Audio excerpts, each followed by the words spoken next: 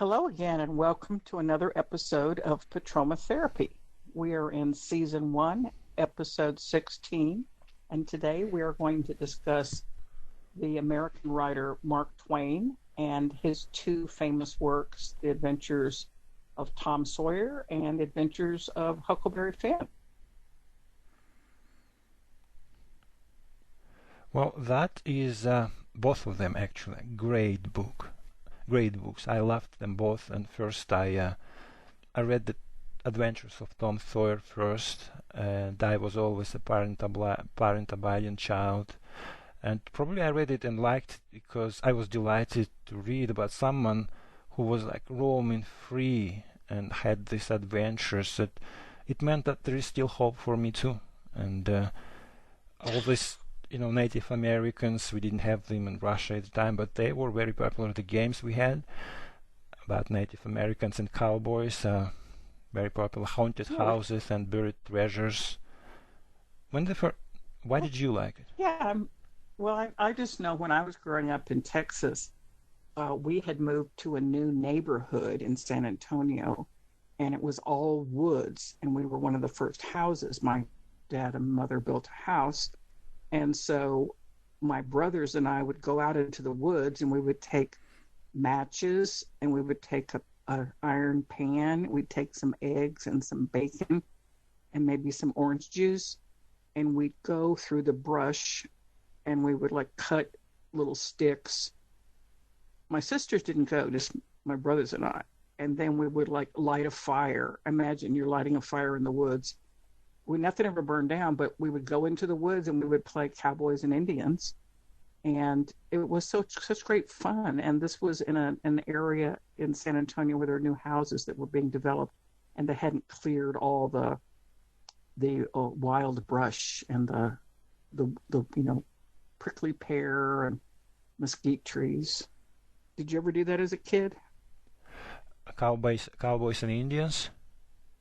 Or I don't know, make a tree house and go out into the woods or do anything? Yeah, we did these tree houses, and when there was snow, we actually dug ourselves a hole in the snow and made houses there. So yeah, I guess every kids did that. Yeah, it's great because childhood is a time of hope and possibility, and as we discussed in an earlier episode, when we come into the world, we're kind of wild and free, and then somehow something happens along the way, and then we become adults, and then we need to go to patroma therapy. Do you? Right. Do you? I just I got to know that Mark Twain was his pen name. I didn't know the author's real name was Samuel Clemens. Clemens. Uh-huh. Yes, because a lot of people took on pseudonyms or pen names because they did not want to be known for the content of their material. And Mark Twain had some controversial writing. Both of the stories of Tom Sawyer and Huckleberry Finn, as you can see in our cover shot, they're painting a fence, and then they run away from civilization and have some adventures. And he took it upon himself to write the adventure of these two boys, and the books were actually banned in schools, and they were considered to be very controversial. And as the controversy raged on, more and more people started reading it and trying to understand what he did. And even today, in the year 2020, there are some school districts in Texas that will not allow these books to be taught in their school. They say that these are wild boys. They're not speaking correct English. They're having inappropriate adventures. They are not quietly attending church. So it's still, it's a timeless classic. When you said that he didn't want to be known for what he wrote under his real name, I immediately thought it's very much like in modern days when we have this Google account and it's called kind of not your real name, right? It's like a pen name, let's say, and that could be I don't know, if someone had decided to make psychological examinations of this divided self Mark Twain had and we're currently having now, that would probably somehow justify the conflict between our Yeah. inner and outer lives. And Well, I think, go ahead. sorry to Go interrupt, ahead. I think that Mark Twain's work should not be censored. Of course, that's just me, but censored. I know that Well, but if his you're on work the was, school board of a private school, then you if you're on the school board of a private school and you're paying for that school, then you choose the books the kids read. If you're in a public school, a board decides, Texas Education Agency. So someone's deciding what books are going to be read. Someone's deciding what history is going to be taught. like But, I mean, that's self-appointed language police, right? exactly. Now back to the split self. When I had some accounts through Google in the Google Plus communities, my pen name was Texas, Texas, because just being Texas wasn't enough. I was Texas, Texas, and that was my assumed identity because I didn't want people to know anything about me, whether I was a man or a woman or anything else. Only thing I wanted them to know is I was from Texas. Yeah, What do but you think about that? I hope that you wrote, if you wrote something that wasn't based on words and phrases considered like with reference to black people or offensive race references like they think Mark Twain's work has. Um, I know that he was a vocal opponent of racism, in fact. Well, the thing is that Mark Twain was famous for using the vernacular, the regional speech of the area. So the vernacular means the regional speech, and Huckleberry Finn is a a classic because it has regional speech. That's how people from that time spoke, and people from that time were racist, and people from that time were hypocritical, and people from that time were prejudiced, and people from that time were two-faced. So he told it like it was, and even other uh, great authors, for example, Hemingway, Ernest Hemingway. He said that Mark Twain invented a new language, that all modern American literature comes from one book, Huckleberry Finn. And Hemingway said that in 1935. He said, that's the best book we've ever had, and all American writing comes from that. So Hemingway stands on the shoulders of Mark Twain, proclaiming him a really great writer. Because it wasn't just about the speech he used, but it's like the whole world. Just like Tolstoy is famous, or Marcel Proust, or whoever, Gabriel Garcia Marquez. It's a complete world of like language and characters and point of view and themes. Well, So that what do you think? that being said, the adventures of Huckleberry Finn needed to hold up against the Tolstoy's work, right? Well, it's a giant. Maybe Tolstoy's kind of a little bigger. I, I, I like. I mean, I like Twain. When Huck runs away with his escaped slave, that was against the law. So society has these laws.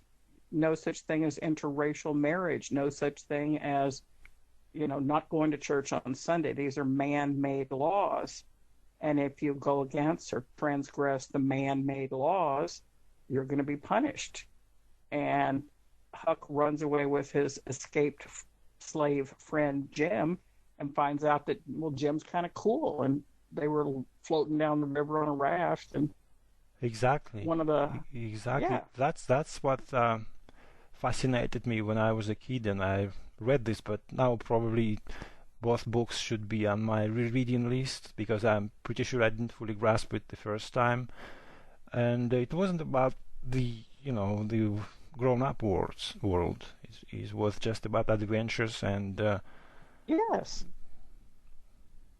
Yep, that's what makes it a classic. It can be read by many different age levels. Like fifth, like 10, 11, 12-year-olds read it. People in college read it. Graduate students read it. Philosophers, psychologists. Like it can stand a lot of scrutiny. That's why when you said that some private school not allowing students to read it, I remember that it's one of the most banned books in U.S. schools. I read it somewhere a long time ago, and I thought, who would have thought that? Because that's a book for children. But apparently I was wrong, because it's not just about children. I'm not American, first of Yeah. all, so I might be missing something here. But I also like, Well, I mean, you weren't. It's not that you were wrong. It's just that you were not completely informed. or that, yeah. I also, I have huge respect for Mark Twain because of his quotes. I had a calendar in a few years ago on my table, and I'm on all these Oh, motivational in your quotes office at in my office, right? in your And office at work. Mark Twain's quotes were my favorite. I don't know, they were just so because mostly he had a great sense of humor, I say, Oh yes, humor and irony. Yes. or irony, and not everybody can say that about themselves. But like I don't know, and in his book about Tom Sawyer, um, same as his quotes, I also like how he put all those some superstitions, which I recall from the Oh books. yeah, yeah. Different little superstitious You things. remember Which any? yeah, I mean, I don't specific. I'm not really Oh, so. I remember one Well, tell me. like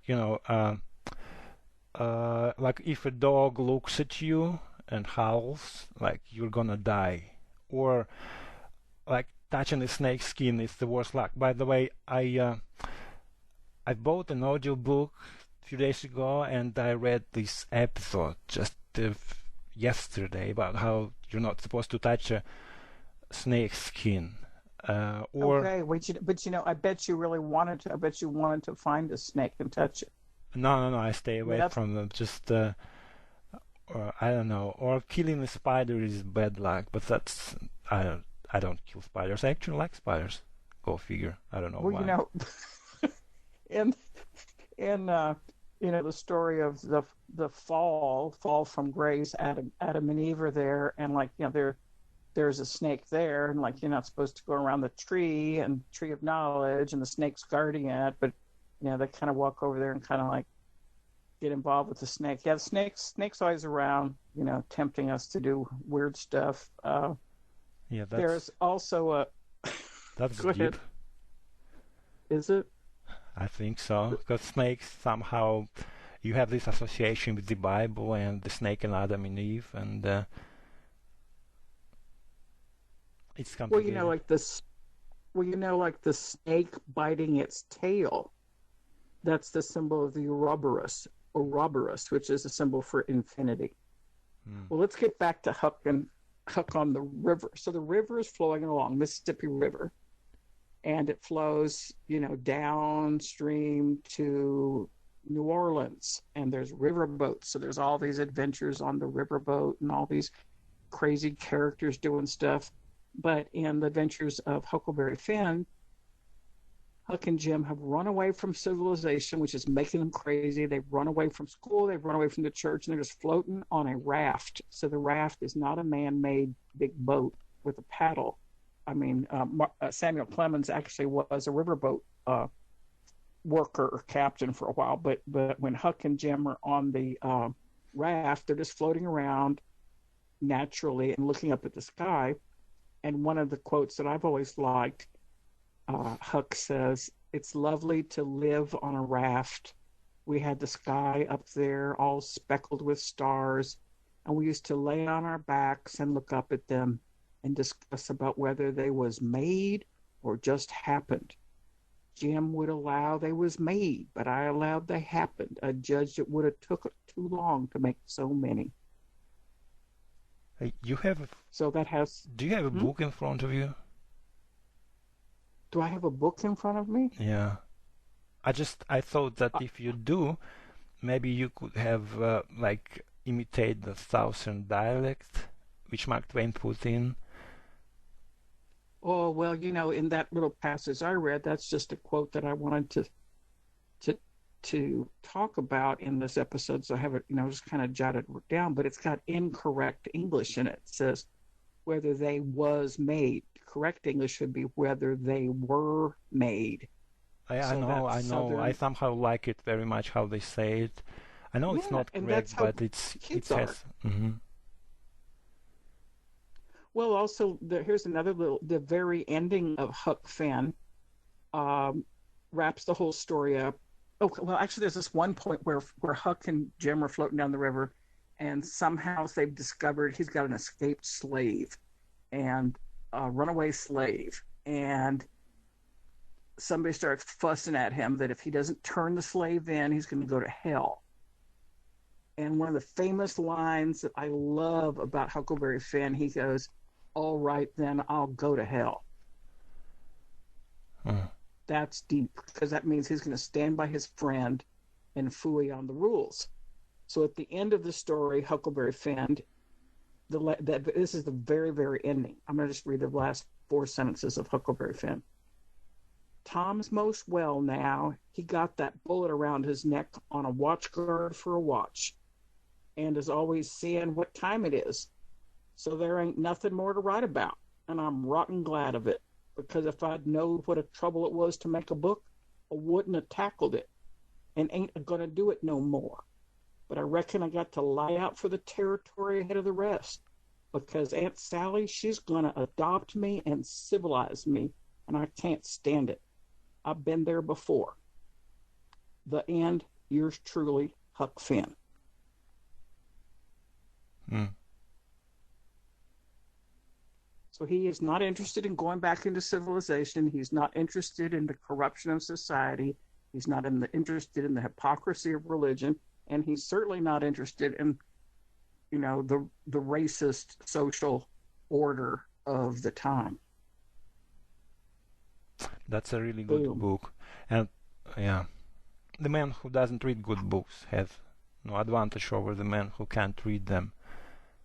That's also Mark Who's Twain's quote. who said that? Mark Who Twain, I said that? believe. Yeah. Say it again. The man who doesn't read good books has no advantage over the man who cannot read them. That probably means that who cannot read at all. Um, Hmm. How was it to listen to the audio book as you are driving around in Moscow?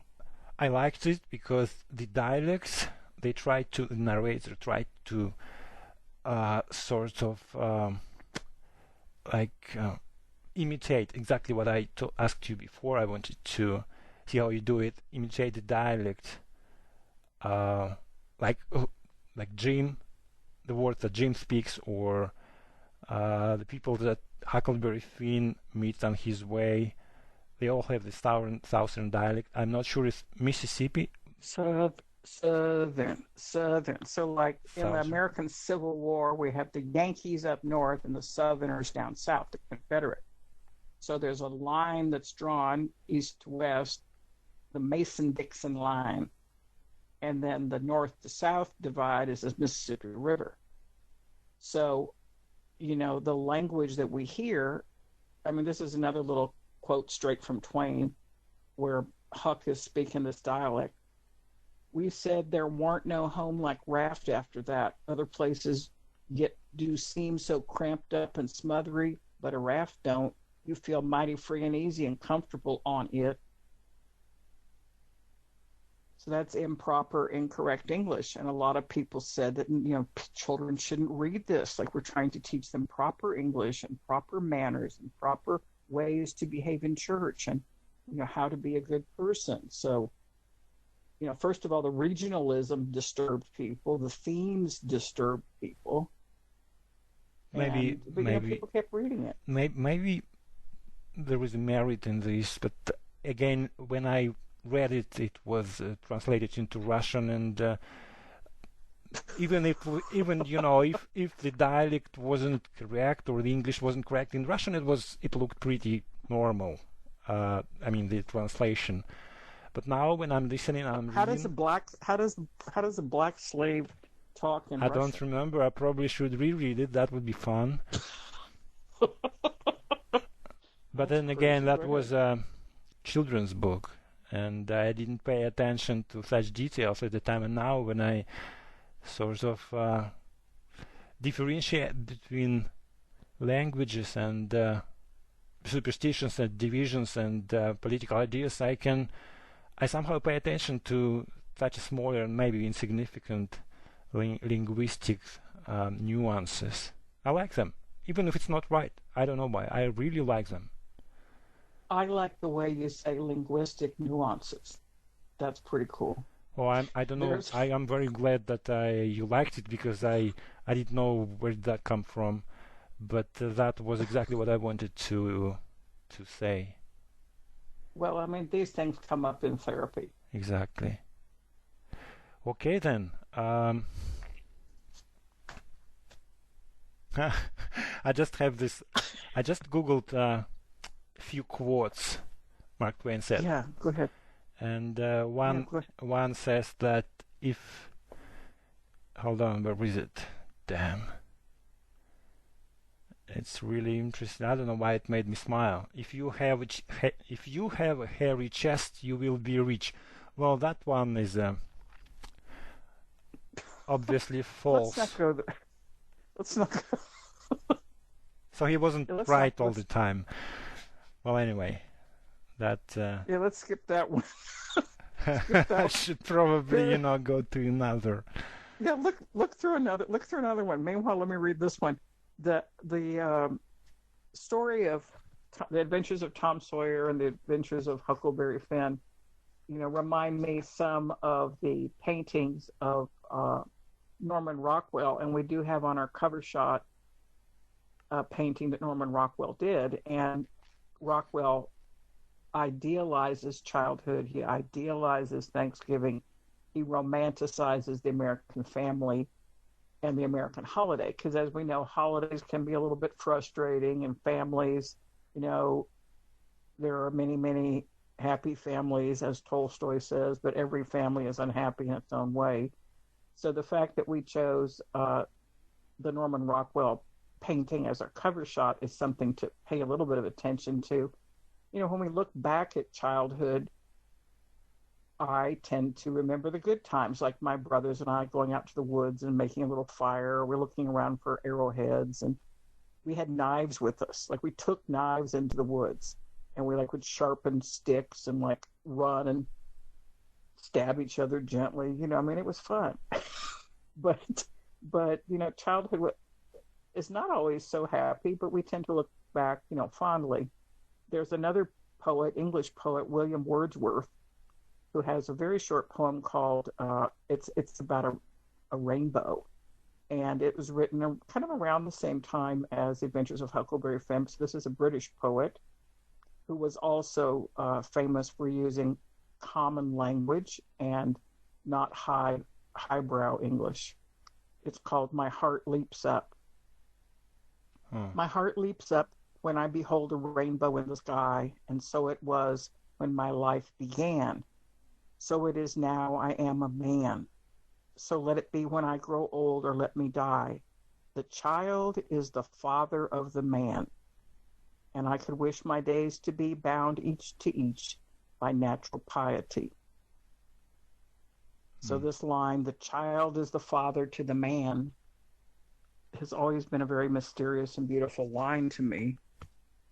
Do you have any other quotes from Mark Twain that Well, you'd the like one to throw in the mix? when you said yeah, about the death, I thought that I can use this one. Mark Twain said, "Why is it that we rejoice at a birth and grieve at a funeral? It's because we are not the person involved." I tried to understand what it's all about, but probably that was a Okay. humorous too, Yeah, yeah, because that's interesting. it's always difficult to not difficult, but you wouldn't want to go through a birth again, or like die. That's why he said Yeah, it's because we are not the person involved, because those events luckily went, hopefully the first one went relatively smooth. I don't know. Well, you know, Probably it like wasn't like it wasn't the yeah, most. we had spoken before about how Mark Twain is a little bit ironic, like, there's a lot of different shades and levels going on, where he pokes fun at certain things, but his messages are always serious, but he can use humor and irony. But it's Hmm. true, we marvel when a new baby is born, and we're sad when someone leaves, because the great adventure of life is life is worth living. Mm. And speaking of cover shot, did you mean the painting when Tom Sawyer duped his mates into whitewashing his own fence? Norman Rockwell, is that what you're talking about? Yeah, you said we'll use his painting for a cover shot, and I remember you sent me one when Tom Sawyer duped his mates into, when his aunts told him Oh yeah, to yeah, yeah, yeah. whitewash the fence, and I guess that's one of the famous scenes in the book. It's like it starts from there. That would be something that I think a lot of people would be familiar with, or they maybe have a passing knowledge of. I think that specific image is on a lot of greeting cards. It's part of Americana, and Tom Sawyer and Huck Finn, Mark Twain are also part of Americana, like the culture of America. Hmm. Yeah, let's use it. I liked it. Okay. Okay, well, our therapy session is ended, and I hope that you will leave your payment on your way out.